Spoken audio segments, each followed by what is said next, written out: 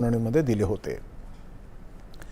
UGC net जून 2026च्या इंग्रजी, commerce आणि समाज विज्ञान या विषयांची फेरपरीक्षा घेण्याचे निर्देश राष्ट्रीय परीक्षा संस्थेने दिले आहेत। इंग्लिश आणि कॉमर्सचा पेपर 9 सप्टेंबरला तर समाज विज्ञानाचा पेपर 10 सप्टेंबरला होणार आहे।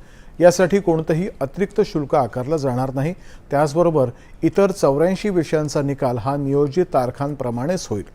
या 3 विषयांच्या प्रश्नपत्रिकांमध्ये विविध चुका असल्याच्या अनेक तक्रारी NTA कडे आल्या होत्या। त्यानंतर या प्रकरणात लक्ष घालण्यासाठी NTA ने एक समिती स्थापन केली।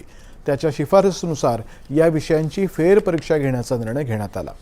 NTA ने कनिष्ठ रिसर्च फेलोशिप, सहाय्यक प्राध्यापक पद यासाठीची पात्रता आणि PhD साठीच्या प्रवेशासाठी एकंदर 87 विषयांसाठी UGC नेट जून 2026 या परीक्षेचं आयोजन केलं होतं।